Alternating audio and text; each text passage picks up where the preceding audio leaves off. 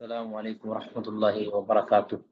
الحمد لله حمدا كثيرا طيبا مباركا فيه. اللهم صل وسلم على نبينا محمد وعلى آله وصحبه وسلم تسليما كثيرا. رب اشرح لي صدري ويسر لي أمري واحلل عقدة من لساني يفقهوا قولي. سورة الملك مکیہ. سورت ملک یہ سورت اس کے فضائل ہیں. ایک فضیلت اس کی یہ ہے کہ رسول اللہ صلی اللہ علیہ وسلم اس کو رات کے وقت پڑھا کرتے تھے. سونے سے پہلے یہ سورت پڑھتے تھے، یعنی رات کے اذکار میں سے یہ سورت بھی ہے. اس طرح سورت سجدہ بھی ہے. اور ایک موقوف روایت سے ثابت ہے کہ سورت ملک پڑھنے سے عذاب قبر سے نجات ملتی ہے. یہ اس کی فضیلت میں سے ہے.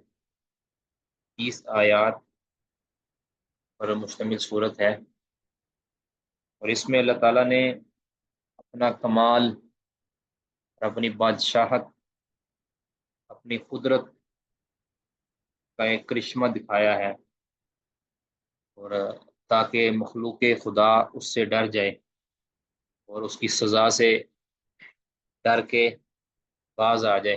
اللہ نے اس میں آفاقی نشانیوں کا بھی ذکر کیا ہے، اور توحید ربوبیت اور الوہیت کی طرف دعوت دی ہے. اس اعتبار سے یہ صورت کئی ایک مضامین پر مشتمل ہے. جی اب پڑھیے گا. جی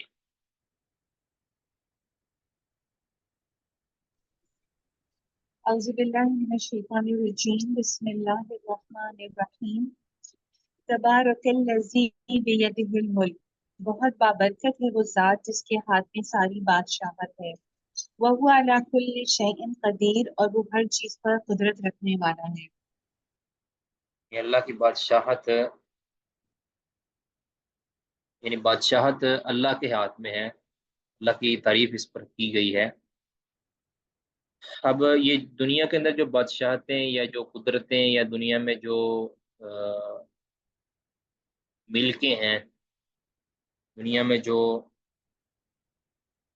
پراپرٹیاں ہیں، یہ عارضی ہیں. حقیقی پراپرٹی، حقیقی جو ملکیت ہے، حقیقی بادشاہی یہ صرف اللہ رب العزت کی ہے. ٹھیک ہے.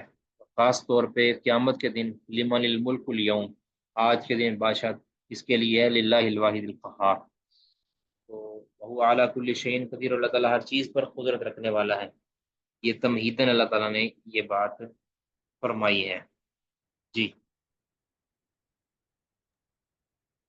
الذی خلق الموت، جس نے پیدا کیا موت کو، والحیات، اور زندگی کو، لیبلوکم ایکم احسن عملا، تاکہ آزمائے تم کو کون سا تم میں سے زیادہ اچھا ہے عمل میں. وہو العزیز الغفور، اور وہ زبردست ہے بخشش کرنے والا ہے. اچھا، اب زندگی اور موت کو اللہ تعالیٰ نے پیدا کیا. اس کا یہ مطلب ہے کہ مخلوق ہے یہ بھی. موت اور حیات یہ مخلوق ہے. اب موت سے مراد انسان کو اللہ تعالیٰ 2 موتیں دیتا ہے اور 2 ہی زندگیاں دیتا ہے. ایک موت وہ ہے کہ جو انسان کی تخلیق سے پہلے وہ مردہ حالت میں تھا، یعنی عدم جس کو کہتے ہیں، وہ بھی ایک موت سے اس کو تعبیر کیا گیا ہے. دوسری موت وہ ہے کہ جو انسان مرنے کے بعد جو اس پر طاری ہوتی ہے، اپنی زندگی گزارنے کے بعد جو اس پر موت طاری ہوتی ہے، وہ ایک اس کی موت ہے. اور زندگیاں 2، ایک جب عدم سے وجود میں آتا ہے وہ زندگی، اور ایک چاہے جتنا بھی پیریڈ وہ گزارتا ہے وہ ایک زندگی ہے، گرچہ وہ عارضی زندگی ہے. اس کے بعد ایک مرنے کے بعد جب دوبارہ جی اٹھنا ہے تو وہ ایک ہمیشہ کی زندگی ہے. وہ یہ پروسیس اللہ تعالیٰ نے اس لیے رکھا ہے، الذی خلق الموت والحیات، اللہ نے زندگی اور موت کا پروسیس اس لیے رکھا ہے، لیبلوکم ایکم احسن عملا، تاکہ تمہارے اعمال کی جانچ کی جا سکے. یعنی اللہ نے ایک قدرت دی ہے ہر انسان کو، اختیار دیا ہے ہر انسان کو، اور موقع دیا ہے ہر انسان کو. اب اس سے کس طرح وہ فائدہ اٹھاتا ہے، اس کے لیے بھی اللہ تعالیٰ نے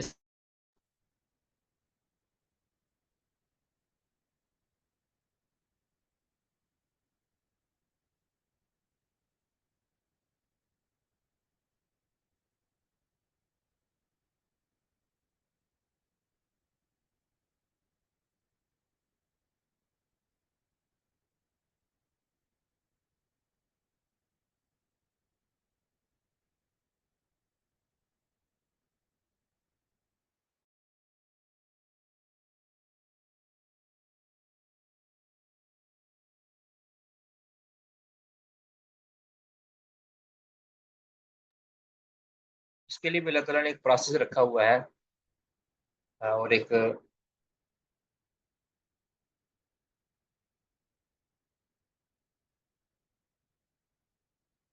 ایک نصاب ہے کہ جو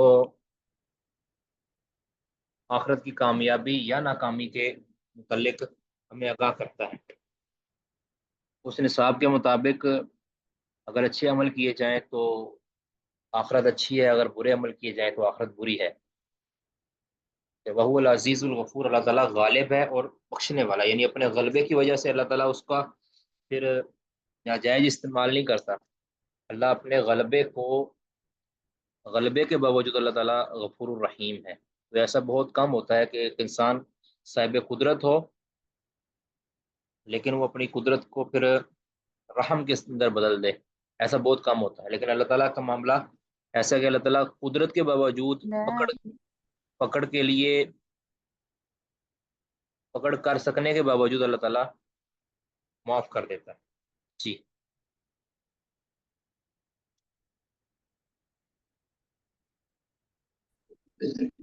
الذي خلق سبع سماوات طباقا، جو بنائے آسمان تلے، ما ترى في خلق الرحمن، نہ تم دیکھو گے رحمان کی تخلیق میں من تفاوت کوئی نقص۔ فرج البصر، پھر لوٹاؤ نگاہ کو، حل ترى من فطور، کیا دیکھتے ہو کوئی جی اب اللہ تعالیٰ آفاقی نشانیوں کی طرف توجہ دلا رہے ہیں کہ آسمان کی طرف ہی دیکھ لو، اگر تم نے میری قدرت کا اندازہ ہی لگانا ہے تو آسمانوں کی طرف دیکھ لو، اس میں غور و خوض کر لو، چاہے سائنسی طرح یا چاہے ویسے آپ اپنی نظر کے ذریعے جہاں تک تم پہنچ سکتے ہو نا، آسمانوں کے اوپر غور کر لو۔ الذی خلق السماوات سبع سماوات طباقا، اس کا مطلب ہے کہ طباقا کا مطلب ہے یعنی تہ در تہ، یعنی ایک آسمان سے دوسرے آسمان کے درمیان خلا ہے، ٹھیک ہے؟ جس طرح رسول اللہ صلی اللہ علیہ وسلم نے معراج کے موقع پر آ کے احوال بیان کیے نا، ایک دروازے پہ دستک دی، یعنی جو پہلے آسمان کے دروازے پہ دستک دی تو کھولا گیا، وہاں پھر پہلے آسمان پہ کچھ انبیاء کے ساتھ ملاقات ہوئی، کچھ لوگوں سے ملاقات ہوئی، فرشتوں سے ملاقات ہوئی، پھر دوسرا آسمان، تیسرا آسمان۔ یہ دلیل ہے کہ ایک آسمان کے دوسرے آسمان کے درمیان خلا ہے۔ اس کی کیفیت کیا ہے مزید تفصیل ہمیں معلوم نہیں ہے، پہلے آسمان تک بھی کسی کی اپروچ ابھی تک نہیں ہوئی۔ نبی صلی اللہ علیہ وسلم کو رات کے قصہ میں جو دکھایا گیا وہ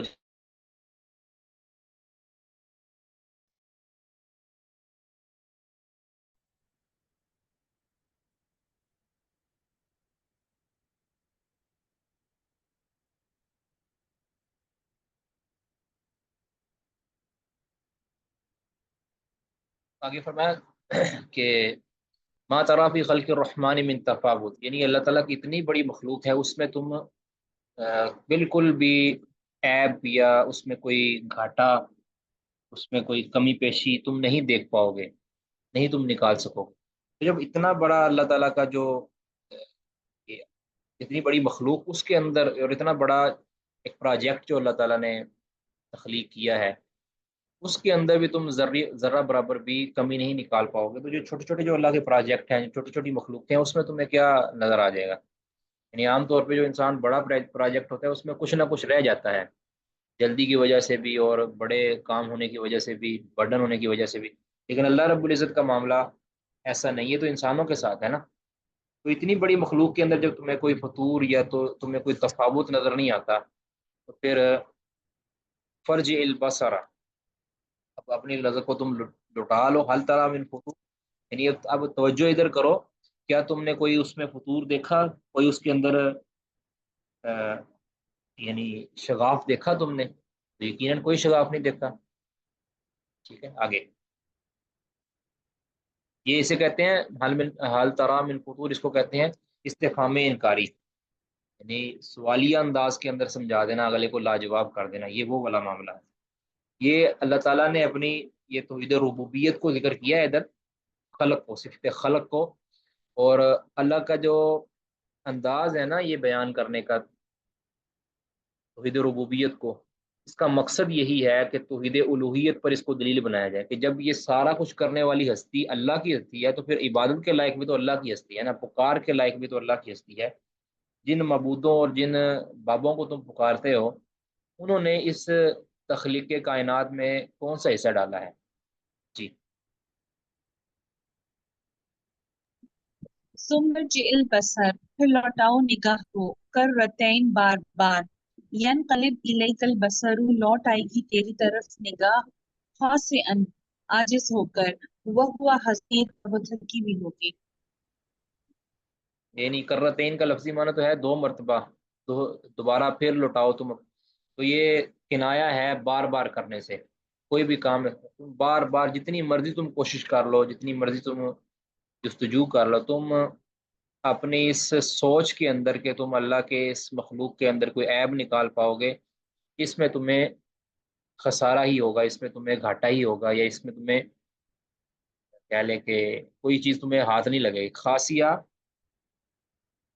کا مطلب ہوتا ہے کہ جب کوئی یعنی کوئی کام کرنے میں اندر بندہ ناکام ہو جائے نا، اس کو کہتے ہیں خاصیہ۔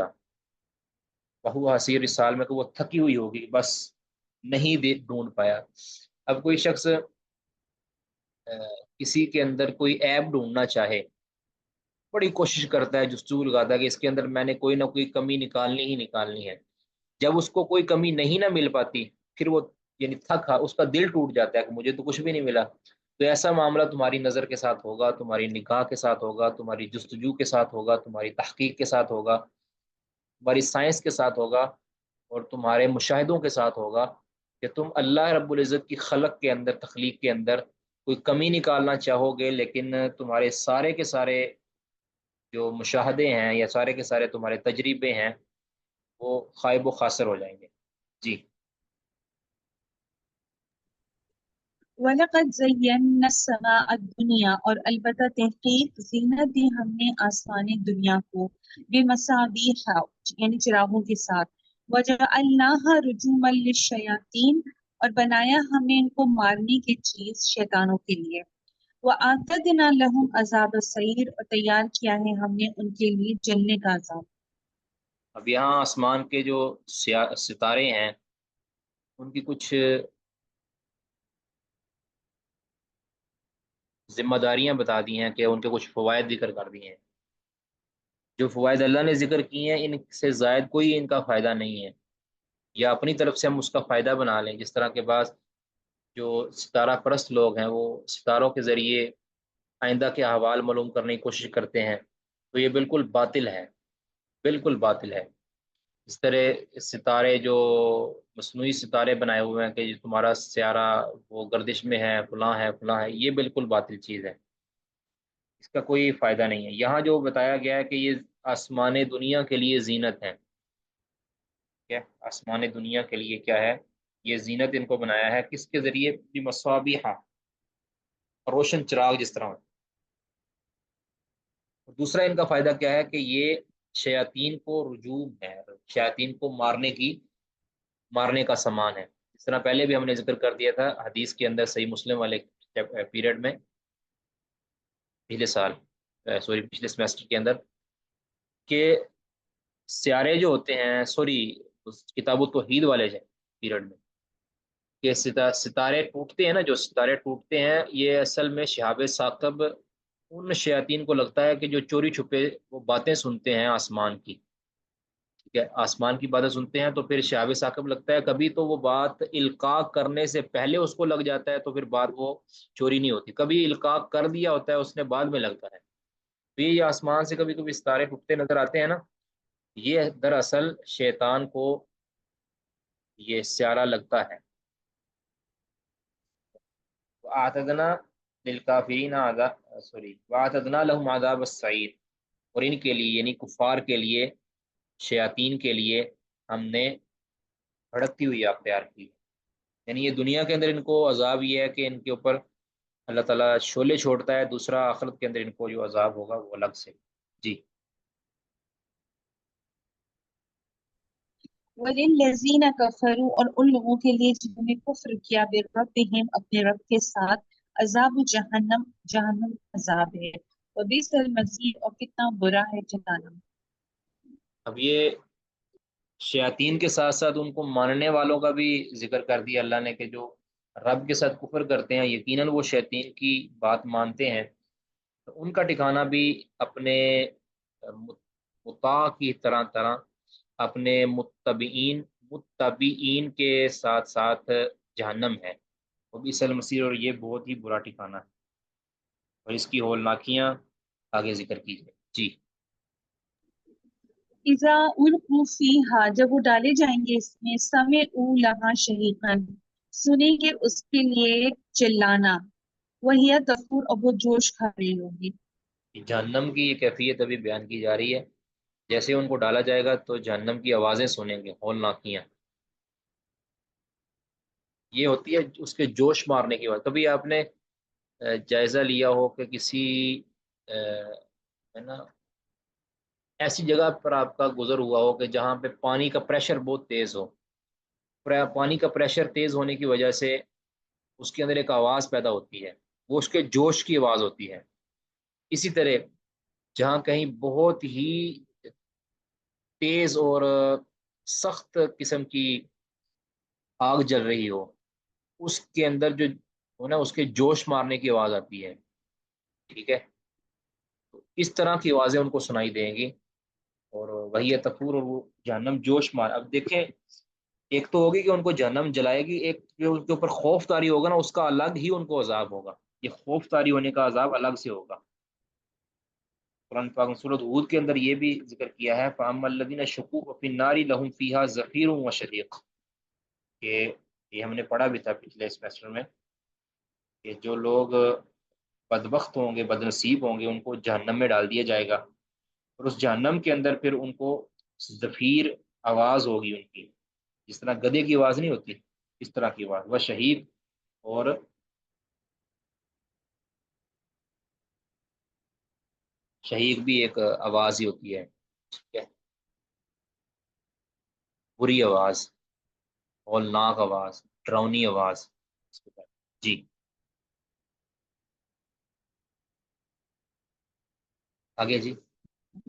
तकादु तमय्यज़ु मिनल तकादु तमय्यज़ु मिनल गैज़, करीब है फट जाए गजब से। कुल्लमा उल्किया फीहा, जब कभी डाली जाएगी इसमें, फौजुन कोई फौज, सअलहुम खज़नतुहा, पूछेंगे उनसे उनके दारोगा, अलम यातिकुम नज़ीर, क्या नहीं आया था तुम्हारे पास भी डराने।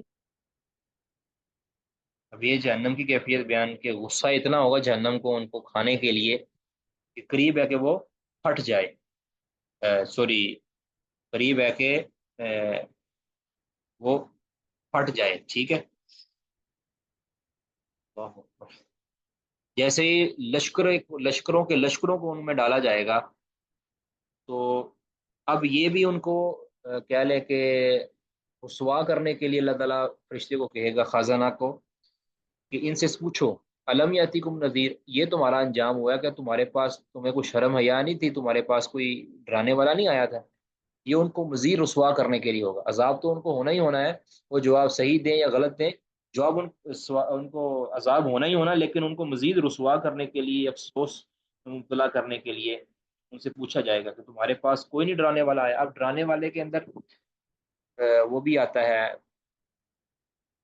अ, अम्बिया भी आते हैं, रसूल भी आते हैं, और उसके तरह मुस्लिहीन भी आते हैं। यानी अब हमारे दौर के अंदर तो कोई रसूल नहीं आएगा ना, हमारे पास तो डराने वाला वही आना है ना। किसी की दावत हमारे सब पास पहुंची है, किसी आलिम की बात पहुंची है, किसी आमी बंदे की बात पहुंची है, जिसने हमें खबरदार कर दिया कि अल्लाह को मान लो और अल्लाह के रसूल की मान लो, गैरुल्लाह की बात को तर्क कर दो, शिरक से बाज आ जाओ। ये डराने वाला है, हमारे तक दावत पहुंचाने वाला, वो कोई भी हो सकता है। किसी भी सूरत के अंदर हमारे पास किसी की किताब आ जाए, किसी की आवाज़ आ जाए, ठीक है, तो ये इत्माम हुज्जत हो जाती है। अगर किसी के पास जो भी किसी सूरत के अंदर पैगाम आ गया, तो वो इत्माम हुज्जत पर कायम हो। जी।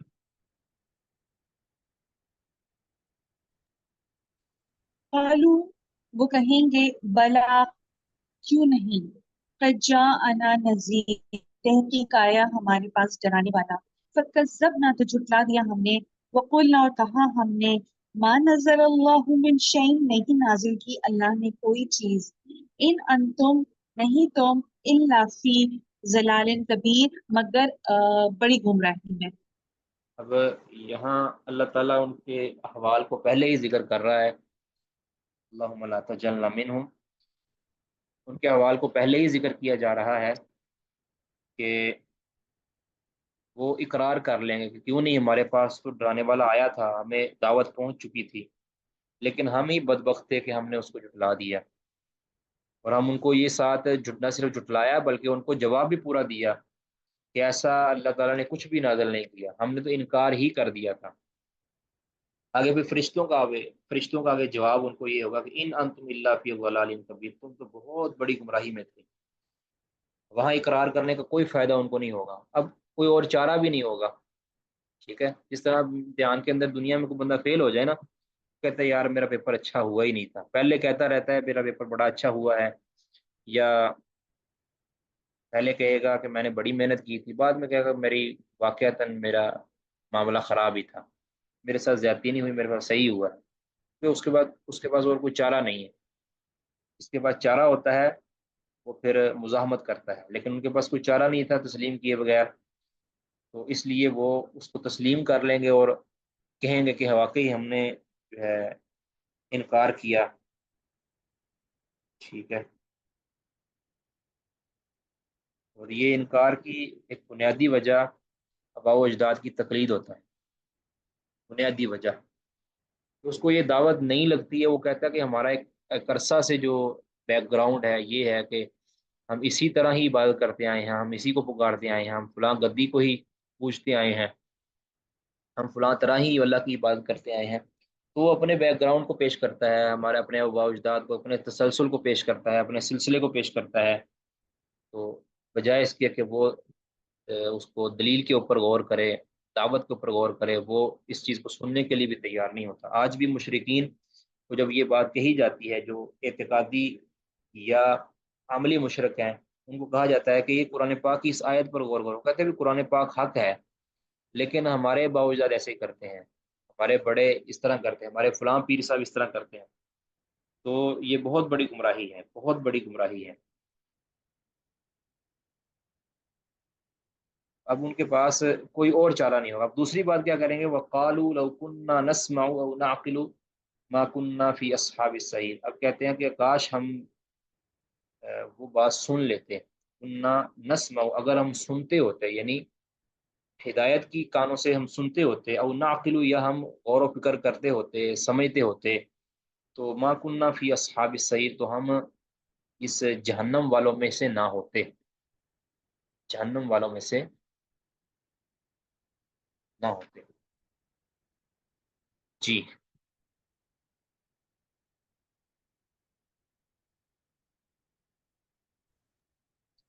फ़अतरफ़ू बिज़म्बिहिम तो वो इतराफ़ कर लेंगे अपने गुनाहों का।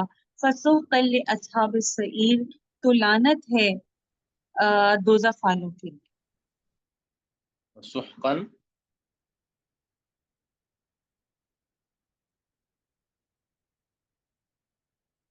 सुहकन का मतलब होता है दूरी है, लानत भी आप कर सकते हैं। सुहकन ये उस वक्त भी नबी सल्लल्लाहु अलैहि वसल्लम फरमाएंगे कि जब कुछ लोगों को हौज़ कौसर से लुटा दिया जाएगा और कहा जाएगा अल्लाह के नबी आप नहीं जानते कि ये कौन लोग हैं, इन्होंने आपके दीन को बदल दिया था, और इन्नका ला तदरी मा अहदसू बादका, तो आप फिर वहाँ फरमाएंगे सुहकन सुहकन लिमन गय्यर आबादी, इन्होंने मेरे बाद दीन को बदल दिया, इनको पीछे कर दो, पीछे कर दो।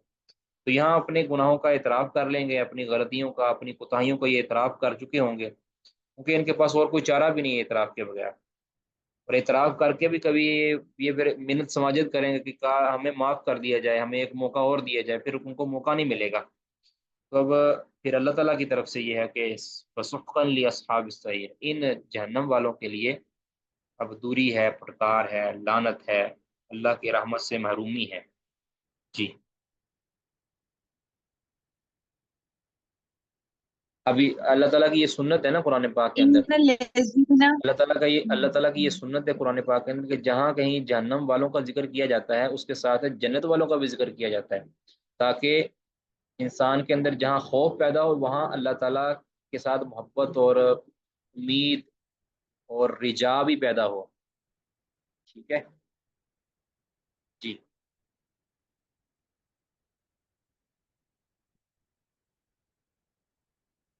پڑھیے جی. الذین یخشون، بے شک وہ لوگ جو ڈرتے ہیں ربہم اپنے رب سے، بالغیب ساتھ غیب کے، لہم مغفرۃ و اجر کبیر، ان کے لیے بخشش ہے اور اجر بہت بڑا. میں نے جس طرح کیا کہ پیچھے جہنمیوں کا ذکر ہے اور یہاں پہ ان لوگوں کا ذکر ہے کہ جن کے اپنے رب کے ساتھ اچھے تعلقات ہیں، غیب کے ساتھ، غیب کے اندر بھی وہ اللہ رب العزت کا خوف اور خشیت رکھتے ہیں، ان کی مجلسیں بھی اور ان کی علیحدگیاں بھی وہ پاک ہوتی ہیں، اور وہ اللہ تعالیٰ کی ان چیزوں پر بھی ایمان لاتے ہیں جس کو وہ اپنی عقل کے ساتھ سمجھ لیتے ہیں، اور اللہ تعالیٰ کی ان چیزوں پر بھی ایمان لاتے ہیں جس کو وہ اپنی عقل سے سمجھ نہیں پاتے، اور وہ دیکھی ہوئی چیز کا بھی ایمان رکھتے ہیں اور ان دیکھی کا بھی ایمان رکھتے ہیں. جو بھی قرآن و سنت کے اندر آ گیا ہے، عقل اس کو تسلیم کرے نہ کرے، اس کی سمجھ میں آئے نہ آئے، وہ اس کو برحق مانگتے ہیں اور اپنے رب سے ڈرتے ہیں، حالانکہ اس کا رب ان کی آنکھوں سے اوجل ہے. تو ان کے لیے پھر اللہ تعالیٰ نے مغفرت رکھی ہے کہ یہ ان کے دل کی حالت عمدہ ہے.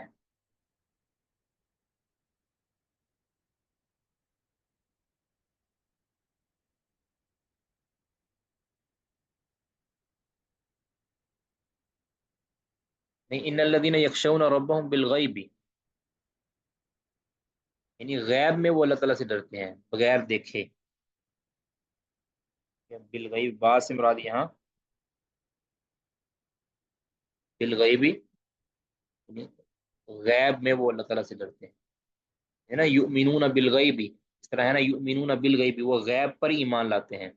مطلب یہ اللہ تعالیٰ کو دیکھا نہیں ہے، اللہ تعالیٰ کی کوئی بات دیکھی نہیں ہے، اللہ تعالیٰ سے کچھ سنا نہیں ہے، لیکن ان دیکھے اللہ تعالیٰ پر ایمان رکھتے ہیں اور ان دیکھے اللہ تعالیٰ سے ڈرتے ہیں، یہ مراد ہے.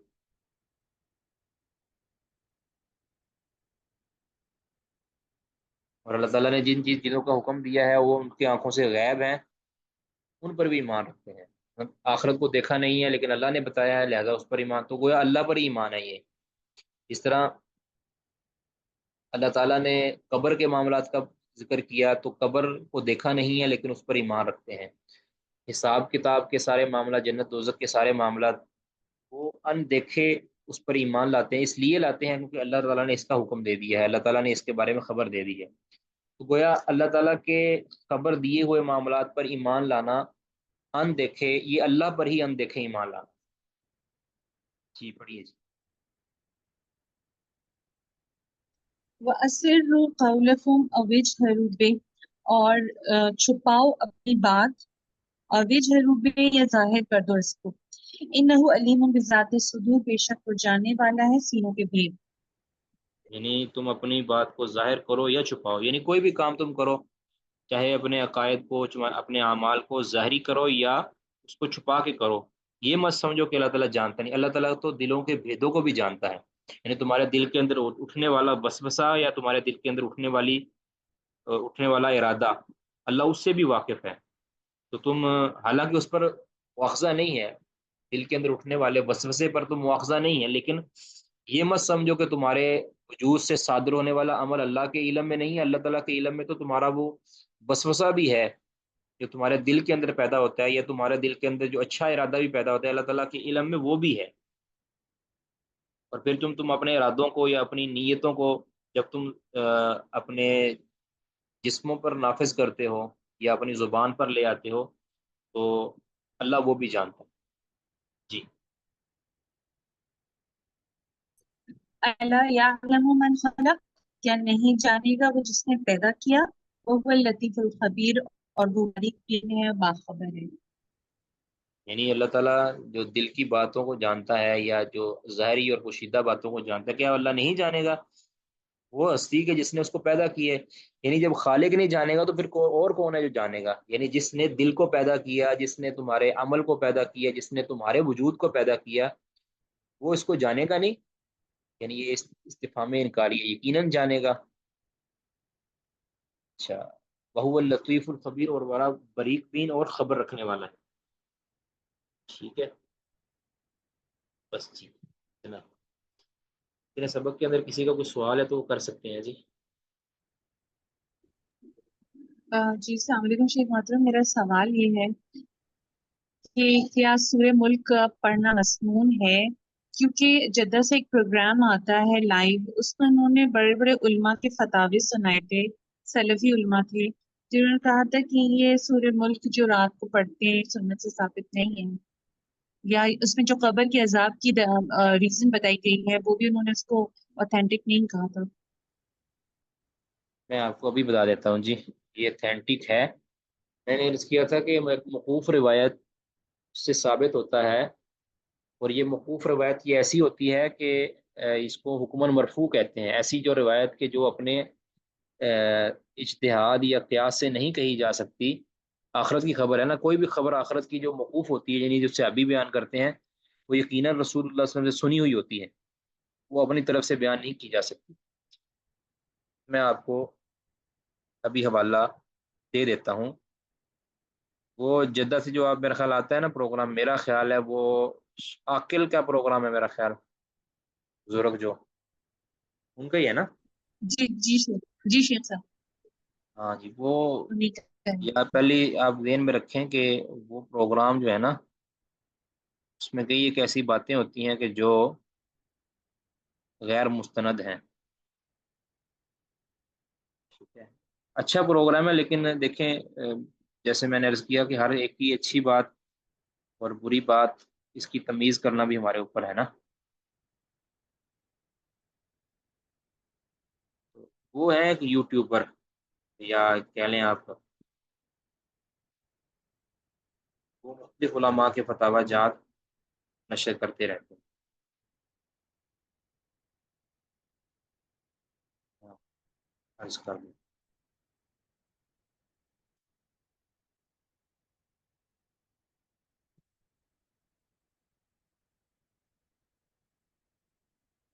جی،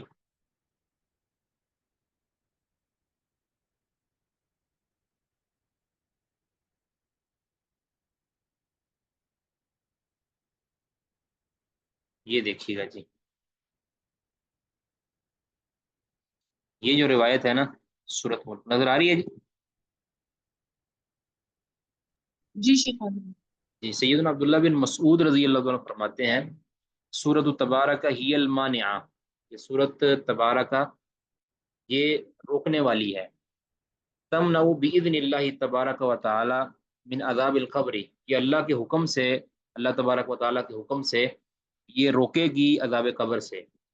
کیسے روکے گی؟ کہ اتی رجل من قبل رأسہ، آدمی جو قبر میں پڑا آدمی ہے کہ جو سورت ملک کی تلاوت کیا کرتا تھا، اس کے سر کی طرف سے آیا جائے گا، یعنی عذاب آیا جائے گا، لایا جائے گا۔ تو فقالت لہو، تو یہ صورت کہے گی اس کو کہ لا سبیل لک علی ھذا، اس طرف سے تجھے کوئی راستہ نہیں ہے، یعنی تجھے نہیں، انہ کان قد دعا فی سورۃ الملک، کہ یہ سورت ملک کے اندر یہ سورت ملک پڑا کرتا تھا۔ ٹھیک ہے، وَأُتِيَ مِن قِبَلِ رِجْلَيْهِ، اس کے پاؤں کی طرف سے کوئی عذاب لایا جائے گا یا آیا جائے گا۔ فقالت رجلاه، تو اس کے پاؤں کہیں گے لا سبیل لکم علی ھذا، تمہارے لیے اس پہ کوئی راستہ نہیں، انہ کان یقوم بسورۃ الملک، کہ یہ سورت ملک پڑھا کرتا تھا۔ ٹھیک ہے، یعنی میرے ذریعے یہ کھڑا ہو کر سورت ملک پڑھا کرتا تھا، فمنعتہ باذن اللہ من عذاب القبر، تو یہ سورت ملک اس کو اللہ کے حکم سے عذاب قبر سے روک دے گی۔ وہی فی التورات سورت الملک، اور یہ تورات کے اندر بھی اس کا نام سورت ملک رکھا گیا ہے۔ من قرأ فی لیلۃ فقد اکثر واطاب، جس نے اس کو ایک رات کے اندر پڑھ لیا تو اس نے اکثر واطاب، اس نے کافی حصہ جو ہے نا اس کا قیام کے اندر، اس نے کہہ لیں قیام کے اندر قرآن پڑھ لیا، بہت سی بلائیاں سمیٹ لی اور قرآن پڑھ لیا۔ آگے ہے اذا کان الرجل یقرأ سورۃ الملک کل لیل فادخل قبرہ، دوسری روایت کے اندر عبداللہ بن مسعود ہی کی، اگر کوئی شخص ہر رات معمول کے ساتھ سورۃ ملک پڑھتا ہے تو فادخل قبرہ، تو اس سورت کو اس کی قبر میں داخل کیا جائے گا، فیوتا نہیں فادخل قبرہ، جب اس شخص کو یعنی اس آدمی کو جو سورت ملک پڑھتا تھا اس کو قبر میں جب داخل کیا جائے گا تو فیوتا فی قبری ہی، تو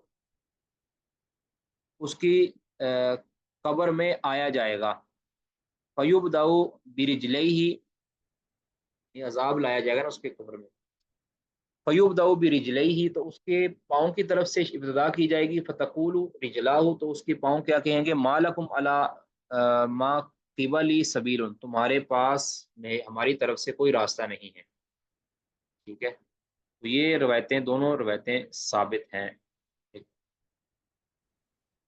السلام علیکم ورحمۃ اللہ۔ وعلیکم السلام ورحمۃ یہ مطلب اس حدیث سے کیا ہمیں یہ اشارہ ملتا ہے کہ قیام اللیل میں پڑھنا، یعنی ویسے صرف قرأت نہیں کرنا، یعنی نماز میں پڑھنی پڑے گی؟ نہیں نہیں، یہ ضروری نہیں ہے، یہ ضروری نہیں ہے، دیکھیں نماز میں پڑھ لیا جائے تب بھی بہتر ہے، لیکن اگر نماز میں نہیں بھی پڑھی جاتی تب بھی، اور اس کی جو کہہ لیں آپ، دیکھ قیام کی دو صورتیں ہوتی ہیں نا، ایک ہوتا ہے کہ جو نماز کی حالت کے اندر جو بندہ قیام کرتا ہے، دوسرا ہوتا ہے کہ بندہ نماز کے علاوہ بیٹھ کر بندہ بالکل، سورت ملک پڑھ لے، اس کو بھی انشاءاللہ یہ فضیلت حاصل ہو جائے گی جزاکم انشاءاللہ۔ اللہ۔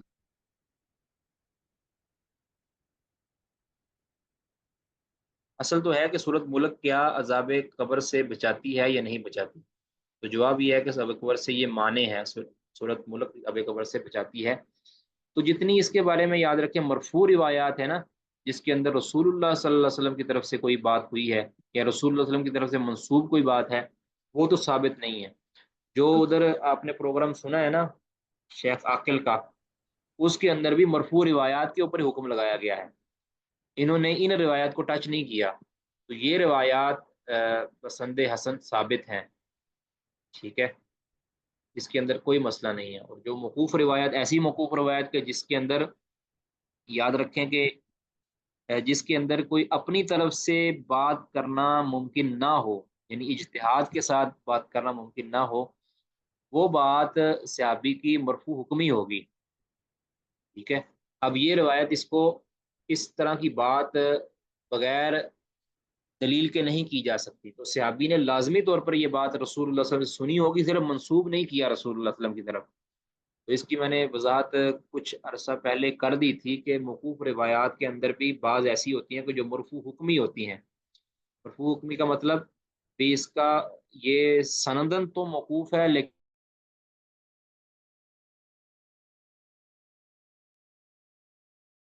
بہرحال یعنی یہ موقوف کا مطلب ہوتا ہے، موقوف مرفوع حکمی کا مطلب کہ یہ سندن موقوف ہے لیکن ان کا حکم مرفوع والا ہے، یعنی یہ رسول اللہ صلی اللہ علیہ وسلم کا ہی حکم، رسول اللہ صلی اللہ علیہ وسلم کا ہی فرمان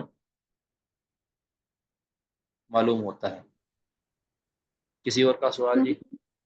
جی شیخ محترم، اگر کوئی ویسے حدیث ہوتی ہے عمومی طور پہ تو اس میں کسی صحابی رضی اللہ عنہ کا فہم جو ہے وہ غلط ہو سکتا ہے، تو پھر یہ جو مطلب غیب کے امور ہوتے ہیں تو اس میں ہم کہتے ہیں کہ یہ مطلب مرفوع حکمی ہے، تو یہاں ان سے کوئی خطا نہیں ہو سکتی، مطلب ان کی سمجھ میں کوئی خطا نہیں ہو سکتی؟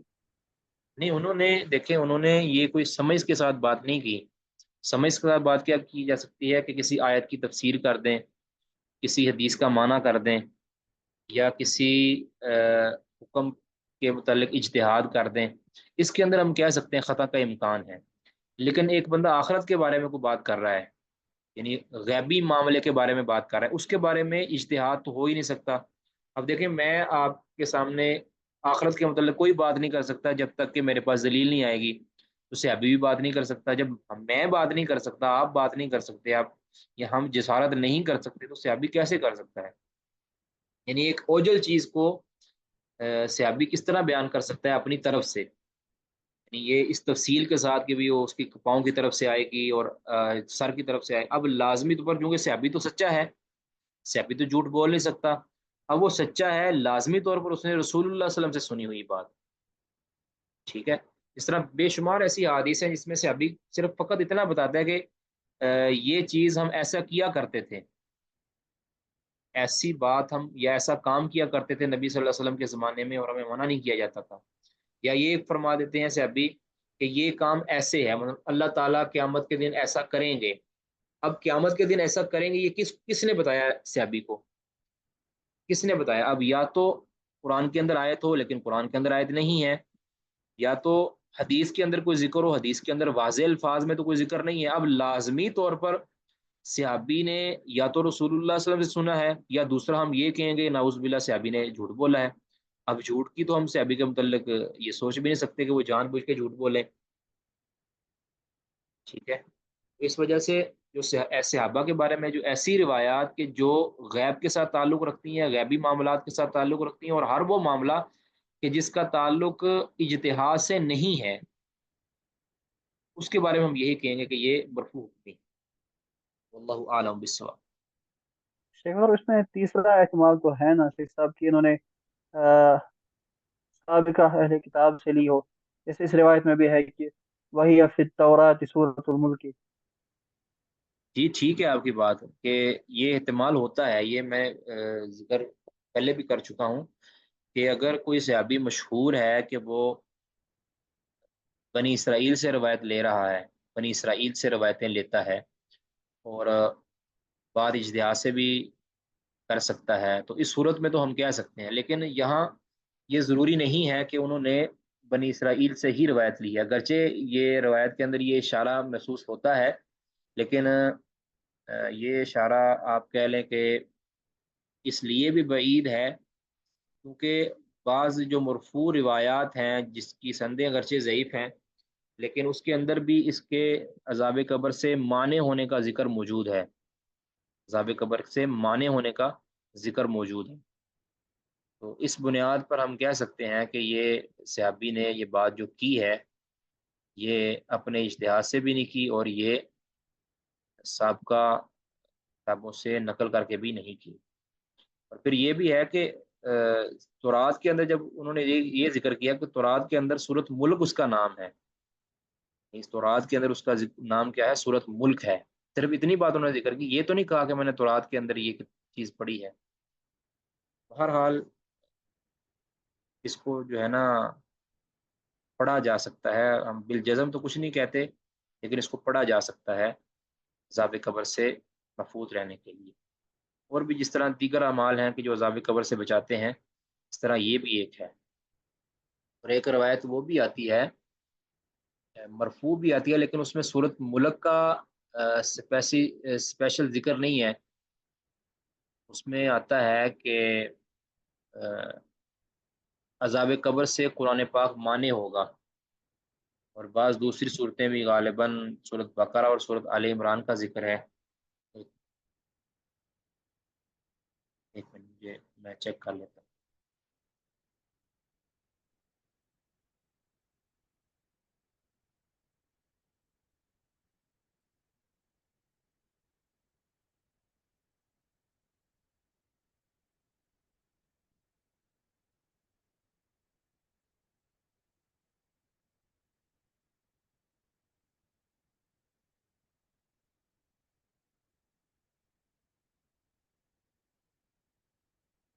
نہیں، اس میں سورۃ آل عمران کے اندر یہ نہیں ہے جی.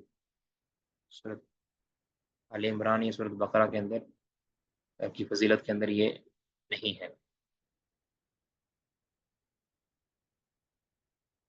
جی کسی کا اور سوال؟ جی هذا ما عندي والله اعلم بالصواب.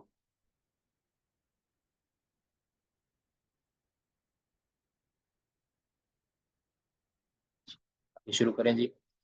القسم القسم الثانی بدایت المجتہد من الفصل الاول من الباب الثانی. حکم الاذان، اذان کا حکم کیا ہے؟ اذان فرض ہے، واجب ہے، مستحب ہے، کیا ہے؟ کہتے اختلف العلماء فی حکم الاذان اذان کے حکم کے بارے میں علماء کا اختلاف ہوا ہے کہ حل ہوا واجب ام سنت مؤکدۃ، یہ واجب ہے یا سنت مؤکدہ ہے۔ وَإِنْ كَانَ واجباً، اور اگر یہ واجب ہے تو فحل ہوا من فروض الاعیان او من فروض الکفایہ، تو اگر یہ واجب ہے یعنی فرض ہے تو کیا یہ فرض کفایہ ہے یا فرض عین ہے؟ فرض عین اور فرض کفایہ میں آپ کو فرق معلوم ہے۔ فرض کفایہ کے اندر یہ ہوتا ہے کہ کوئی ایک بندہ یا زیادہ بندے اس عمل کو انجام دے دے تو سب کی طرف سے ہو جاتا ہے۔ فرض عین ہوتا ہے کہ جو ہر فرض کے اوپر عائد ہوتا ہے، ہر ایک نے اپنا اپنا وہ فرض ادا کرنا ہی کرنا۔ جس طرح نماز جو ہے پنجگانہ نماز، یہ فرض عین ہے، ہر ایک نے ادا کرنی ہے۔ اور نماز جنازہ فرض کفایہ ہے، چند افراد اگر ادا کر دیں تو یا ایک بندہ ہی ادا کر دے تو وہ ہو جاتا ہے۔ اچھا، تو کیا یہ اذان سنت موقدہ ہے، یہ واجب ہے؟ اور اگر واجب ہے تو پھر واجب کی کون سی قسم ہے؟ واجب عین، واجب الاعیان ہے یا واجب الکفایہ ہے؟ واجب اور فرض آپ جانتے ہیں کہ ایک ہی ہے۔ فقیل ان مالک، امام مالک سے ایک قول کہتے یہ ہے کہ ان الاذان ہوا فرض علی مساجد الجماعات، کہ اذان فرض ہے جماع علی مساجد الجماعات، جماعتوں کی جو مسجد ہیں نا ان پر فرض ہے، یعنی جماعت کے ساتھ مسجد کے اندر اگر نماز پڑھی جاتی ہے تو اس صورت میں اذان دینا فرض ہے، ٹھیک ہے؟ یعنی اگر جماعت مسجد کے اندر ادا کی جاتی ہے تو اس صورت کے اندر اذان دینا فرض ہے۔ امام مالک کا ایک قول یہ۔ وقیلہ، اور ایک قول کیا ہے کہ سنت مؤکدۃ، کہ سنت مؤکدہ ہے، یعنی ایسی سنت کی جس کی تاکید کی گئی ہے، جو سنت سے اوپر والا درجہ ہے اس کا اور واجب سے نیچے والا درجہ، یعنی سنت تاکیدی سنت۔ ولم یرہ علی المنفردی، کہتے ہیں کہ امام مالک نے منفرد پر یعنی اکیلے آدمی پر اذان کو کچھ بھی خیال نہیں کیا، لا فرضاً ولا سنت، نہ فرض ہے اس کے لیے نہ سنت ہے۔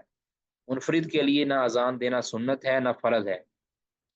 اذان اسی وقت فرض یا سنت ہوگی جب امام مالک کے نزدیک فرض ہوگی، یا ایک قول کے مطابق سنت موقدہ ہوگی کہ جب مسجد کے اندر جماعت کے ساتھ نماز پڑھی جائے۔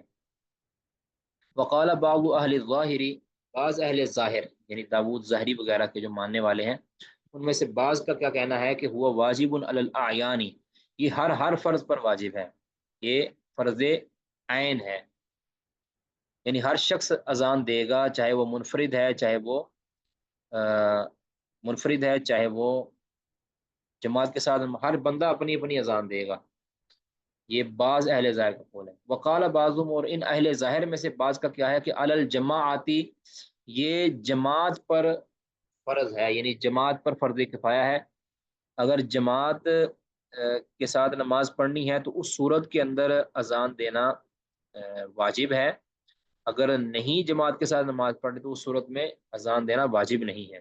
کہتے علی الجماعتی، جماعت کی صورت کے اندر اگر جماعت کرانی ہے، چاہے کہیں بھی جماعت کرانی ہے، مسجد کے اندر کرانی ہے یا گھر کے اندر کروانی ہے یا کسی سفر کے اندر کروانی ہے، کہیں بھی، کانت فی سفر او فی حضر، چاہے یہ جماعت سفر کے اندر ہو رہی ہو، چاہے یہ حضر کے اندر ہو رہی ہو، اقامت گاہ کے اندر ہو رہی ہو یا سفر کے اندر ہو رہی ہو، کہیں بھی جماعت اگر کروانی ہے تو پھر اس کے لیے اذان دینا واجب ہے۔ وقال بعضهم، اور بعض نے کہا فی السفر، کہ صرف یہ جماعت سفر کے اندر اذان جو ہے نا یہ واجب ہے، سفر کے اندر۔ یہ مختلف اقوال ہیں اہل ظاہر کے۔ آگے واتفق الشافعی، اب دیکھیں یہ جو امام مالک نے جو کہا ہے نا مساجد الجماعات، اور انہوں نے کیا کہا ہے کہ علی الجماعتی کانت فی سفر، یعنی جماعت کروانے کی صورت کے اندر نماز واجب ہے، چاہے وہ مسجد کے اندر جماعت ہو، چاہے مسجد سے باہر ہو، چاہے کہیں بھی ہو۔ لیکن امام مالک کے پہلے قول کے مطابق کہ یہ مسجد کے اندر اگر جماعت ہے تو پھر اس صورت کے اندر واجب ہے، اگر ویسے کہیں ہے تو پھر واجب نہیں۔ اچھا، واتفق الشافعی و ابو حنیفہ، امام شافعی اور ابو حنیفہ کا اتفاق یہ ہے کہ اعلی انہا سنت، کہ یہ سنت ہے للمنفردی والجماعت، منفرد کے لیے بھی اور جماعت کے ساتھ نماز پڑھنے والوں کے لیے بھی۔ ٹھیک ہے، اگر کوئی اکیلا ہے، کوئی جماعت کی صورت نہیں ہے، تو اس صورت میں بھی کہتے ہیں اس کے لیے سنت ہے کہ اذان کہہ لے اگر اذان اس پر نہیں ہوئی۔ الا، ہاں کہتے ہیں مگر انہو آکدو فی حق الجماعت، لیکن یہ جماعت کے بارے میں، جماعت کے حق میں یہ کیا ہے، زیادہ موقد ہے، یہ سنت زیادہ موقد ہے جماعت کے حق میں منفرد کے مقابلے کے اندر۔ اگر اکیلا بندے نے نماز پڑھنی ہے تو اس کے لیے اگر اذان نہیں ہوئی اس علاقے کے اندر، تو وہ اس کے لیے اذان دینا بھی مستحب اور سنت ہے۔ البتہ جماعت کی صورت کے اندر اس کے لیے سنت موقدہ ہے، فرض نہیں ہے، سنت موقدہ ہے، اگر نہیں دی جائے گی اذان تو جماعت پھر بھی ہو جائے گی، ٹھیک ہے، جماعت پھر بھی ہو جائے گی۔ منفرد اور جماعت کی صورت کے اندر ہر صورت، منفرد اور جو جماعت، دونوں صورتوں کے اندر اس کے لیے اذان سنت ہے، لیکن جماعت کے حق میں یہ سنت زیادہ تاکیدی ہے۔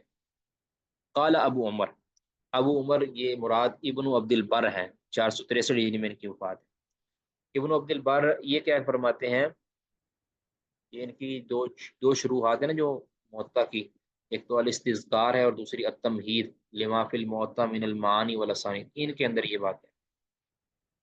پہلے واتفق الکل، اب سب کے سب فقہا کا اتفاق ہے اس بات پر کہ انہ سنت مؤکدۃ، کہ یا تو یہ سنت موقدہ ہے، او فرض، یا یہ فرض ہے علی المصری، شہری کے لیے جو شہر کے اندر رہتا ہے، جو آباد علاقے میں رہتا ہے، اس پر اذان سنون ہے، سنت موقدہ ہے یا فرض ہے۔ لما ثابت ہے، کیونکہ یہ ثابت ہے نبی صلی اللہ علیہ وسلم کا یہ فرمان، نبی صلی اللہ علیہ وسلم کے بارے میں یہ حدیث کہ کان ان رسول اللہ صلی اللہ علیہ وسلم کان اذا سمع النداء، کہ نبی صلی اللہ علیہ وسلم جب آواز سنتے، اس کی اذان کی آواز سنتے، تو لم یغیر، تو نبی صلی اللہ علیہ وسلم پھر شب خون نہیں مارتے تھے، اچانک حملہ کرنا، اغارہ یغیر ہوتا ہے، لم یغیر، تو نبی صلی اللہ علیہ وسلم شب خون نہیں مارتے تھے۔ جس علاقے کے اندر نبی صلی اللہ علیہ وسلم مارکا کرنے جاتے، چڑھائی کرنے جاتے، اگر وہاں سے صبح کے وقت اذان کی آواز سنائی دیتی تو وہاں پھر اس علاقے پر حملہ آور نہیں ہوتے تھے۔ شب خون کی تفصیل ہم نے صحیح مسلم کے پیریڈ میں تفصیل کے ساتھ پڑھ لی تھی۔ وَإِذَا لَمْ يَسْمَعْهُ، اور جب اسے نہیں سنتے، یعنی اذان کی آواز نہیں سنتے، تو اغارہ، تو ان پر پہ شب خون مار دیتے۔ یہاں تک سمجھ آ گئی جی؟ کسی کو کوئی بات سمجھ نہیں آئی ہو، کسی کا کوئی سوال ہو تو وہ پوچھ سکتے ہیں۔ جی، جو ظاہرین کا یہ ہے کہ فرض العین ہے، تو اس کا یہ مطلب ہے نا کہ مفرد اپنی نماز سے پہلے اذان دے گا، لیکن جماعت جہاں ہوگی وہاں تو ایک ہی اذان ہوگی نا۔ جی جی، ایسے ہی، ایسا ہی۔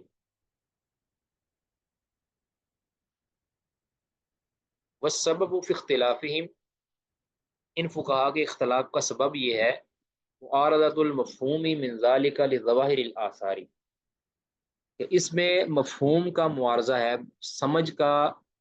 سمجھ کے اندر تعارض آیا ہے، لظواہر الآثار، ان آثار یعنی ان احادیث کے ظاہری معنی کے اندر، ان احادیث کے ظاہری معنی کے مفہوم کے اندر معارضہ ہوا ہے، اس بنیاد پر ان کے درمیان اختلاف ہو گیا ہے کہ ان احادیث کا مفہوم کیا ہے۔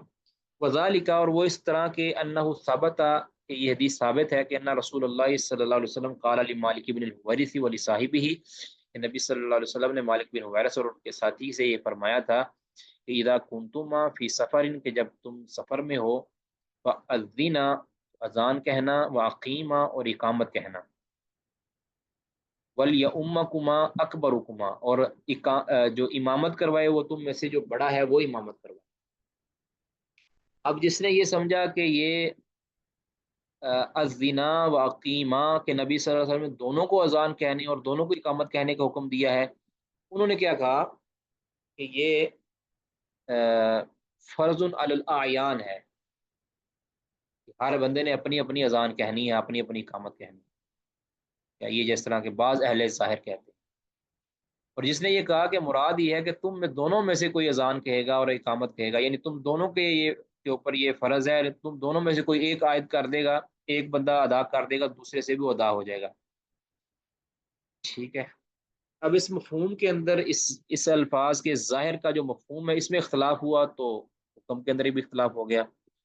ایک تو یہ حدیث ہے، کہتے ہیں وہ کذالک ما رویہ، کہتے ہیں اسی طرح جو مروی ہوا ہے من اتصال عمل ہی نبی صلی اللہ علیہ وسلم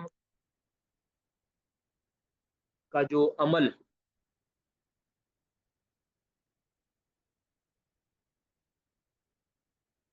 نبی صلی اللہ علیہ وسلم کا جو جماعت کے والے سے، اذان کے والے سے جو عمل نبی صلی اللہ علیہ وسلم کا پہنچا ہے فی الجماعتی، جماعت کے والے سے،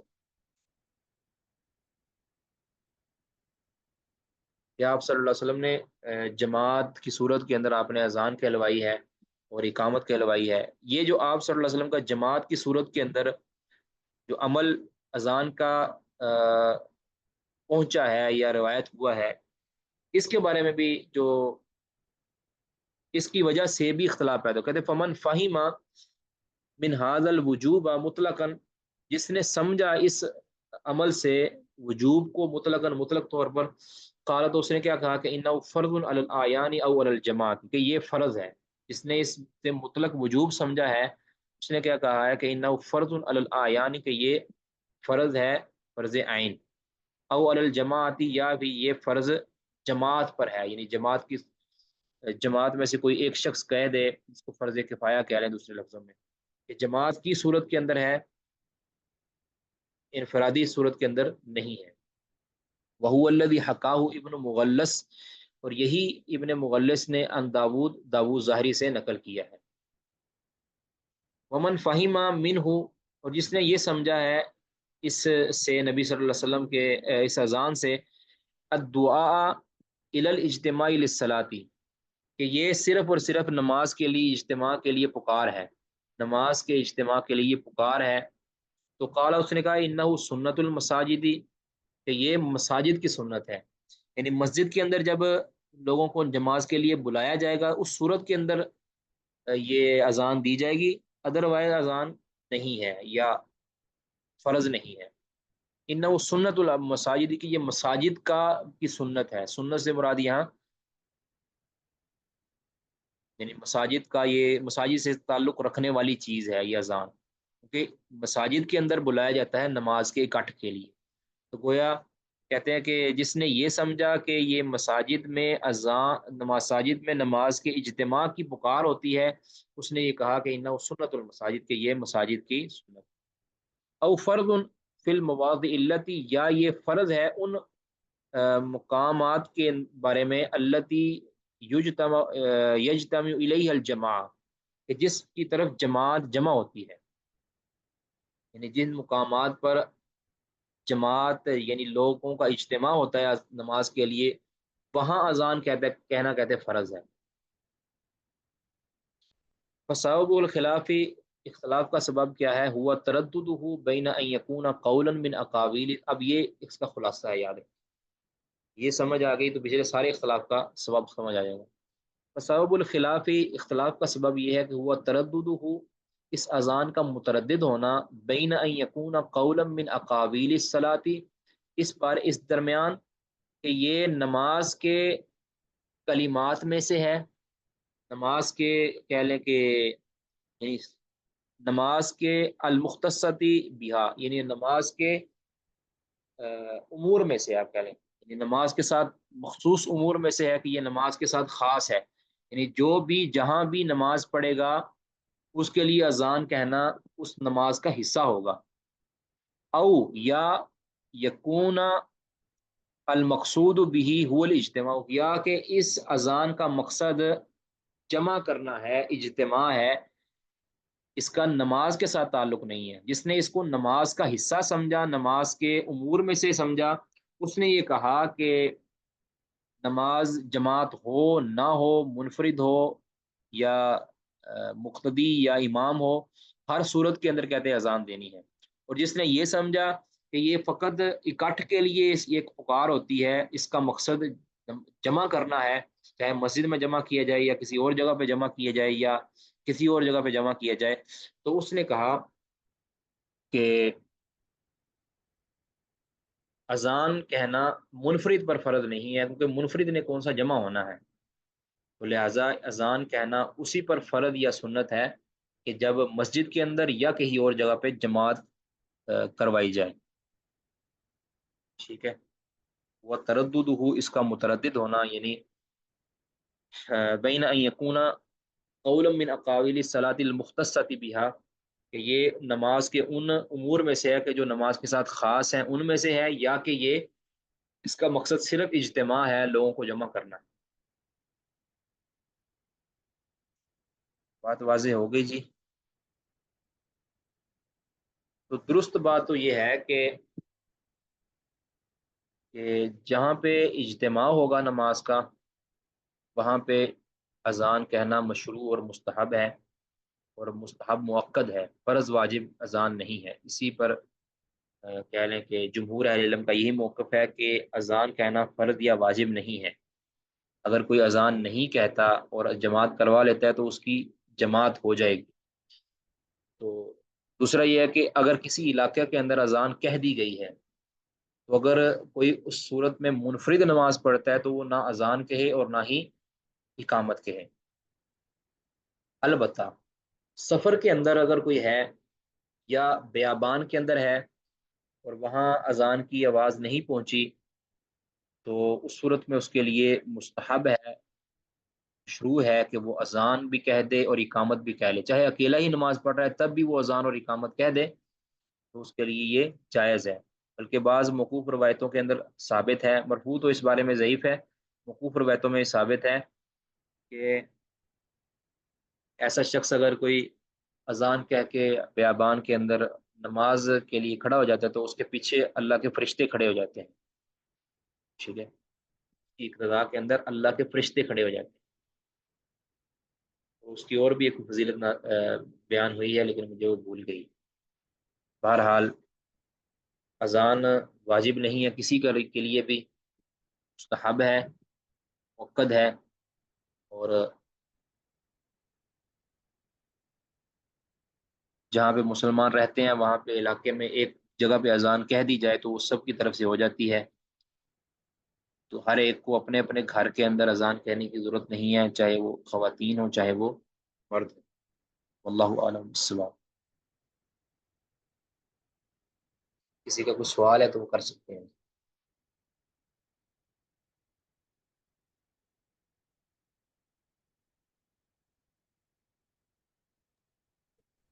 السلام علیکم شیخ صاحب۔ وعلیکم السلام ورحمۃ اللہ۔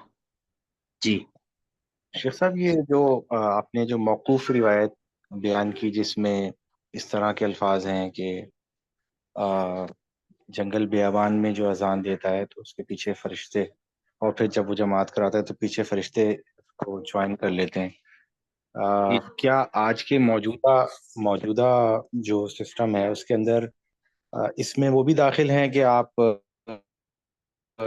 کسی غیر کنٹری میں ہیں اور آپ پارک وغیرہ میں ہیں اور ہر طرف غیر مسلم ہی ہیں اور آپ اپنی نماز پڑھتے ہیں تو نماز پڑھنے سے پہلے آپ اذان دیتے ہیں، تو یہ جنگل بیاباں کی جو بات ہے وہ ادھر بھی فٹ ہو سکتی ہے؟ جی جی بالکل فٹ ہو سکتی ہے، کیوں نہیں فٹ ہو سکتی؟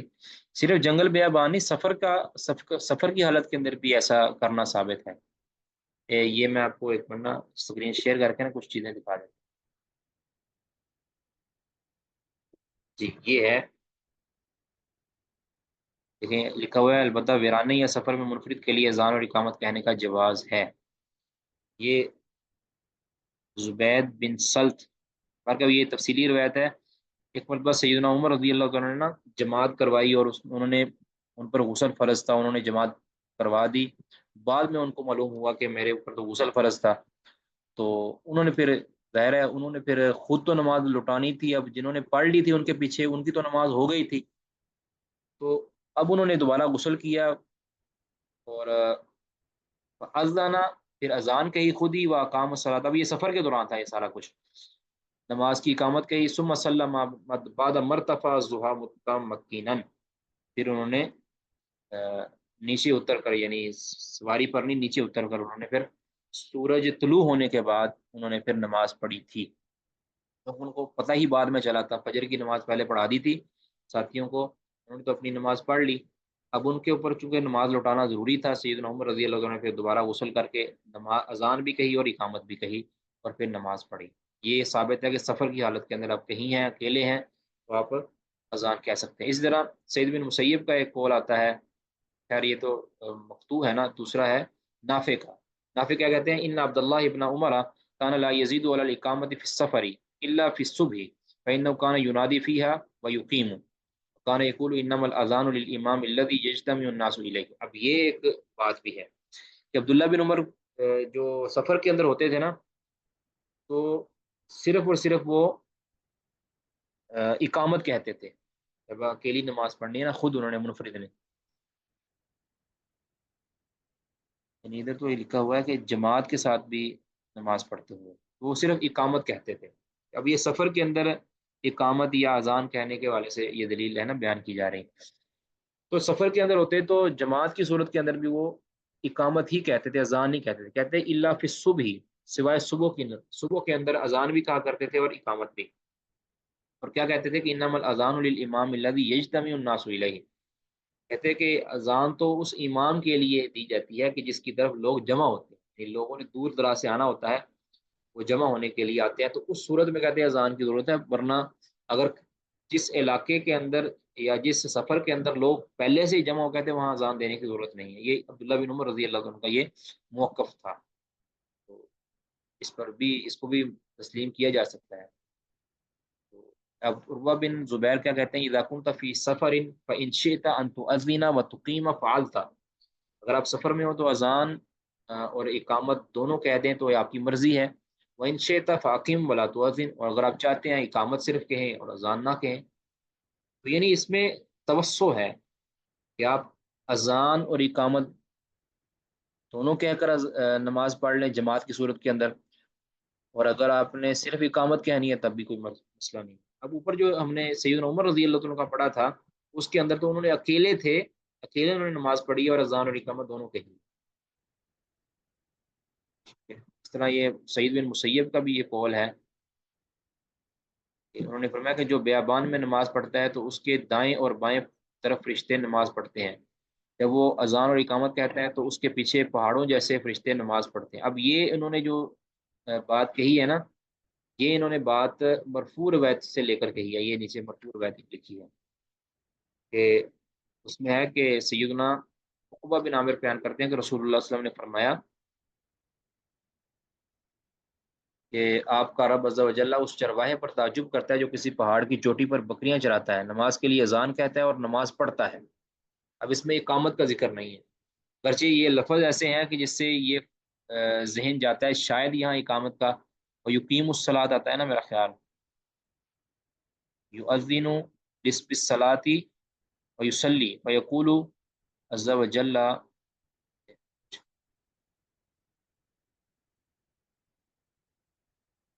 هذا یؤذن ویقیم الصلاۃ.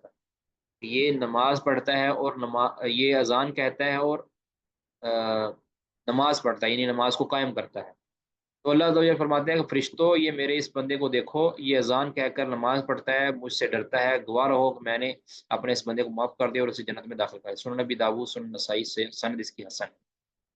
تو یہ روایت بھی بتاتی ہے کہ سفر کے اندر اکیلا بندہ وہ اذان کہہ سکتا ہے، اقامت بھی کہہ سکتا ہے. جب اذان کہہ سکتا ہے تو اقامت بھی کہہ سکتا ہے. ٹھیک ہے جی.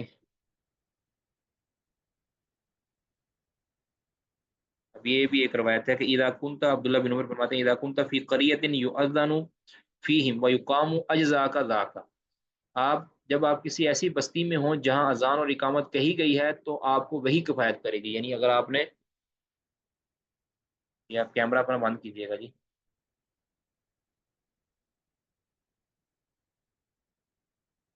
جب آپ کسی ایسی بستی میں ہوں جہاں اذان اور اقامت کہی گئی ہے تو آپ کو وہی کفایت کر جائے گی. ٹھیک ہے. کسی کا کوئی سوال اس بارے میں جی کر سکتے ہیں. شیخ محترم، یہ جو مفرد کی بات ہوئی ہے اس میں خالی مرد نظر آتے ہیں، بچے اور خواتین کا ذکر تو نہیں ہے نا اس میں؟ کیونکہ دیکھیں سفر کے دوران اکثر ایسا ہوا ہے کہ ہم خواتین نے بھی جماعت سے نماز پڑھی ہے، تو اس میں تو ایسا ہم نے کچھ بھی نہیں کیا تھا، بس ہم نے تکبیر کہہ کر اسٹارٹ کر دیا تھا. ٹھیک اس ہے، لیے کوئی میں تو مسئلہ تھوڑا نہیں. سا کنفرم کر لوں آپ سے. جی ٹھیک ہے، کوئی مسئلہ نہیں ہے. آپ نے پڑھ سکتے ہیں آپ، ان کے پیچھے نماز پڑھ سکتے ہیں۔ اقامت تو ظاہر ہے مرد ہی کہے گا نا، اگر مرد وہاں نہیں ہے تو آپ، یعنی اگر مرد جماعت کروانے والا ہے اور پیچھے کھڑا ہونے والا کوئی مرد نہیں ہے تو اقامت بھی وہ مرد ہی کہے گا، یاد رکھیں۔ اور اگر عورتیں ہی ہیں صرف، عورتوں نے عورتوں کو جماعت کروانی ہے تو پھر عورت ہی اقامت کہے گی، ٹھیک ہے۔ عورت عورت کو فرض نماز پڑھا سکتی ہے، مرد عورت کو فرض نماز پڑھا سکتا ہے، لیکن عورت مردوں کو یا کسی بھی مرد کو فرض نماز نہیں پڑھا سکتی، یا کسی بچے کو بھی فرض نماز نہیں پڑھا سکتی، نہ ہی نفل پڑھا سکتی ہے۔ عورت عورتوں کو جماعت کروا سکتی ہے، اور اگر جماعت کروائے گی فرض نماز کے اندر وہ اقامت بھی کہے گی، کوئی عورت قیامت کرے، لیکن وہ کھڑی آگے نہیں ہوگی، جس طرح امام مرد آگے کھڑا ہوتا ہے نا، تو وہ عورت صف کے اندر ہی کھڑی ہوگی درمیان میں۔ جی جی جی، یہ تو ہے۔ ٹھیک ہے جی، بہت شکریہ۔ سبحانک اللہ، کسی کا سوال ہے تو کر لیں پھر ختم کر۔ مرزا کو اذان بھی کہہ سکتی ہے؟ عورت کی اذان کے حوالے سے بعض تو کہتے ہیں کہ کہہ سکتی ہے، شرطے کہ وہ اپنے ان عورتوں کے ایریا کے اندر کہے کہ جہاں پہ اس کی آواز عورتوں تک پہنچتی ہے، لیکن ایک جو جماعت والی اذان ہوتی ہے نا، وہ عورت نہیں کہہ سکتی، جس طرح مسجدوں کے اندر ہوتی ہے، جماعت والی نہیں کہہ سکتی۔ اگر انہوں نے اپنے گھر کے اندر، اپنے مدرسہ کے اندر، اپنے اپنے کہہ لیں کہ کسی ایسے اجتماع کے اندر جس طرح جہاں صرف عورتیں ہیں، اگر وہ وہاں اذان کہتی ہے تو بعض کہتے ہیں کہ اس کی رخصت ہے، لیکن ہمیں لگتا ہے کہ اس کی بھی رخصت نہیں ہونی چاہیے واللہ عالم، کیونکہ آج تک کبھی بھی کسی عورت نے اذان نہیں کہی۔ تو بعض جو مسائل ہیں وہ صرف مردوں کے ساتھ خاص ہیں، ان میں سے ایک اذان بھی ہے۔ تو جماعت کے بارے میں چونکہ ہمارے پاس دلیل ہے کہ عورت جماعت کروا سکتی ہے، سیدہ عائشہ رضی اللہ تعالیٰ عنہا اور ریتا الہندیہ، ریتا ریتا ایک خاتون تھی، ان کا ایک واقعہ آتا ہے کہ وہ نماز پڑھایا کرتی تھی، تو ریتا بیان کرتی ہیں کہ سیدہ عائشہ غالباً نماز پڑھاتی تھی، تو اس طرح کا کوئی واقعہ ابھی کہتے ہیں تو آپ کو ابھی وہ والا بھی دے دیتا ہوں۔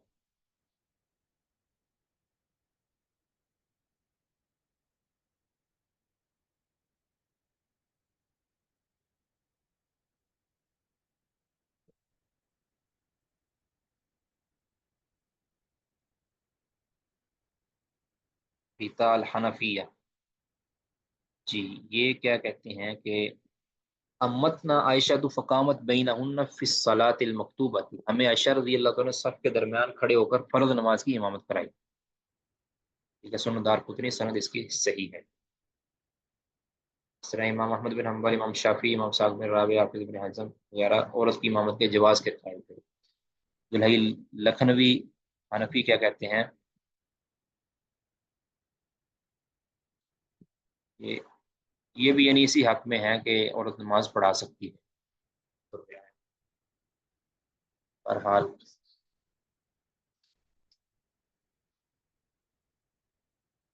یہ جہاں پہ مرد کے پیچھے پڑھنے کا موقع ہو وہاں پہ تو نہیں کروانی چاہیے نا عورت کو، عورتوں نہیں کو بھی نہیں جماعت؟ نہیں کروانی چاہیے، وہاں نہیں کروانی چاہیے، لیکن اگر وہ مرد کے پیچھے نہیں جا سکتی یا نہیں گئیں، گھر کے اندر وہ نماز پڑھا سکتی ہیں یا روز بھی پڑھا سکتی ہیں۔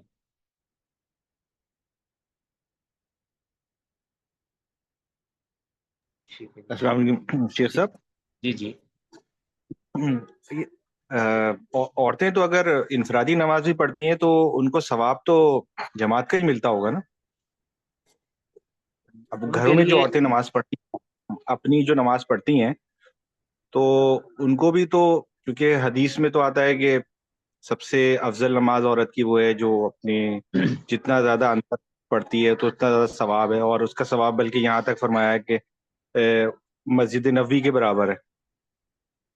نہیں، مسجد ایسی نبوی حدیث والا، مسجد نبوی والی روایت تو ثابت نہیں ہے، باقی یہ جو آپ فرما رہے ہیں کہ نہیں۔ عورت کی نماز جتنا وہ زیادہ چھپ کر پڑے گی اتنا زیادہ اس کو ثواب ہے، تو اس میں ہم یہ نہیں کہہ سکتے کہ اس کو جماعت والا ثواب ملتا ہے، یہ تو ہم نہیں کہہ سکتے۔ یہ ہو سکتا ہے کہ اس کو جماعت سے بھی زیادہ ثواب ملتا ہو، تو جب یہ کہہ دیا گیا نا کہ اس کی افضل ترین نماز، اب اس کا مطلب یہ ہے کہ افضل ترین نماز ظاہر ہے اس کے لیے اس کے اندر یہ جو جماعت کے ساتھ نماز پڑھنے والی جو ہے نا یہ صورت بھی آ جاتی ہے کہ اس کا باہر جانا اس سے کہیں درجے بہتر ہے کہ وہ اپنے کوٹھری کے اندر جو ہے نا، جس ایک کمروں کے اندر ایک کمرہ ہوتا ہے، چھوٹی سی کمری ہوتی ہے، اس کے اندر وہ نماز پڑھتی ہے، جتنا چھپ کے نماز پڑھتی ہے اتنا زیادہ اس کو ثواب ہے۔ یعنی جہاں پہ آنے جانے کا کوئی چکر نہ ہو، یعنی کسی بھی آنے جانے کا کسی کا کوئی چکر نہ ہو، وہاں پہ جو نماز پڑھتی ہے اس کی سب سے افضل نماز وہ ہے۔ اب یہ افضل نماز اس کی جماعت کے ساتھ نماز پڑھنے سے بھی اس کو افضل ہو سکتی ہے، یعنی عورتوں کے اعتبار سے، مردوں کے اعتبار سے نہیں۔ مردوں کے لیے تو افضل جی ترین نماز جماعت کے ساتھ پڑھنا ہے، اور عورتوں کے لیے سب سے افضل نماز گھر کے اندر اور گھر کے بھی اندرونی جو کمرہ ہے اس کے اندر پڑھنا اس کے لیے افضل ہے۔ باقی اس کے لیے جواز ہے کہ وہ گھر سے باہر نکل کے مسجد کے اندر جا کے نماز پڑھنا چاہے تو وہ نماز پڑھ سکتی ہے، اس کو روکا نہیں جا سکتا، لیکن کچھ پابندیاں ضرور ہیں کہ خوشبو نہیں لگائے گی، اور لباس جو ہے وہ اس کا خیال رکھے گی، پردے کا خیال رکھے گی، اور باقی کچھ اس طرح کی پابندیاں ہیں، اس کو وہ فالو کرے تو شیخ پھر صاحب، سوال یہ ہے کہ عورتوں کے لیے کوئی افضلیت تو نہیں ہے نا جماعت سے نماز پڑھنا، کہ نہیں جی نہیں وہ افضل اگر باہر جا رہی ہیں تو وہ جماعت سے اپنی نماز پڑھ، افضلیت تو نہیں ہے؟ جیسے مردوں کے لیے تو ہے کہ جی ہمارے واجب ہے تو ہمارا تو حکم الگ ہے، لیکن عورتوں کے لیے تو افضلیت تو نہیں ہے۔ یہ افضلیت نہیں ہے، باہر جانا افضلیت نہیں ہے۔ دیکھ، لیکن جماعت میں اور مسجد میں تو فرق ہے نا۔ جی جماعت سے نماز پڑھنے میں اور مسجد جانے میں تو فرق ہے نا، اگر جماعت تو اپنی اس اندرونی کمرے میں بھی کرا سکتی ہے۔ جی کروا سکتی ہیں عورتیں، اپنے اندرونی کمرے میں جماعت کروائیں گی تو ان کو اپنے اعتبار سے زیادہ ثواب ملے گا، اپنے اعتبار سے ان عورتوں کو گھر کے اندر اکیلے پڑھنے کی بنسبت جماعت کے ساتھ پڑھنے کا زیادہ ثواب ملے گا، اس طرح آپ کہہ سکتے ہیں۔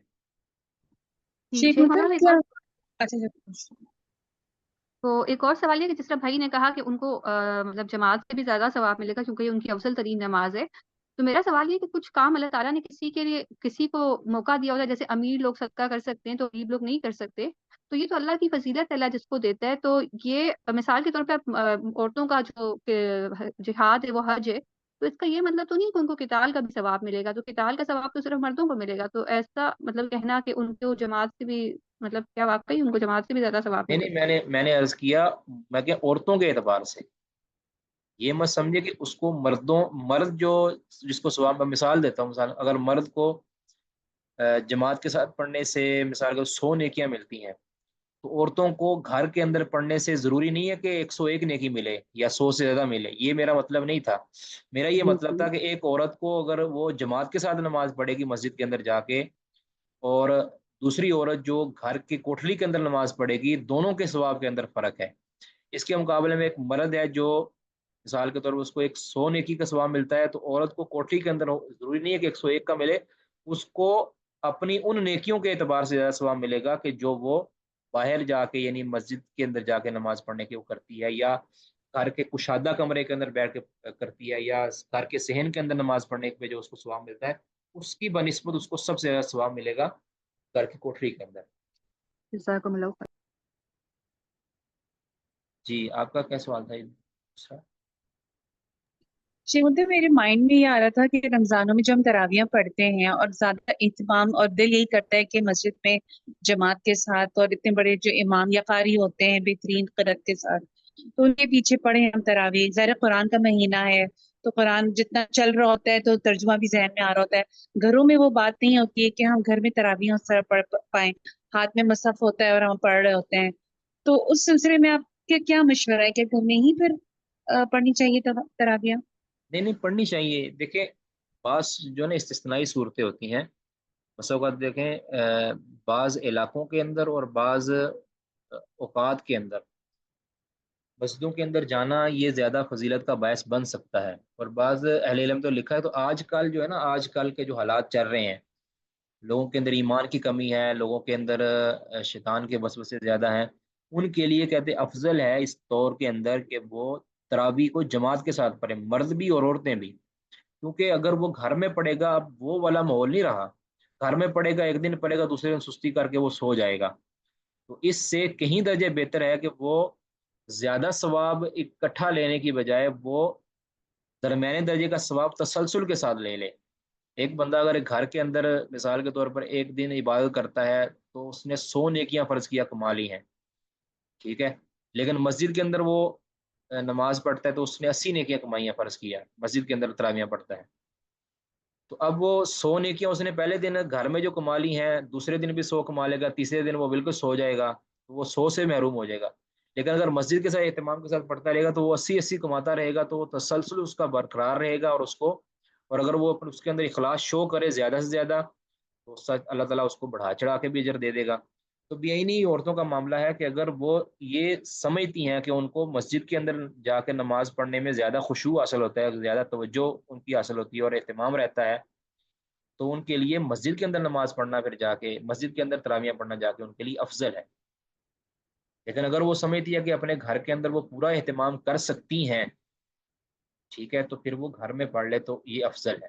یہی سیدنا عمر رضی اللہ عنہ کی مراد تھی کہ جب انہوں نے یہ فرمایا تھا کہ جب جماعت میں مسجد میں جماعت کو دیکھا نہ ہوتے ہوئے، انہوں نے کہا کیا ہی یہ بہترین انداز ہے ان کا نماز پڑھنے کا، لیکن ساتھ فرمایا کہ جو لوگ ابھی گھر میں سوئے ہیں اور آخری پہر کے اندر گھر میں وہ تراویح پڑھیں گے نا، وہ ان سے افضل ہیں۔ وہ اس لیے کہا تھا کہ وہ پڑھیں گے، اگر وہ سوئیں گے تو پھر افضل تو نہیں ہوں گے نا، اگر وہ تسلسل کے ساتھ پڑھیں، اگر کوئی یہ سمجھتا ہے کہ میں تسلسل کے ساتھ گھر میں قیام کر سکتا ہوں جتنا قیام میں مسجد میں کرتا ہوں، تو اس کے لیے وہ افضل ہے۔ لیکن ایسا ہوتا نہیں ہے عام طور پہ۔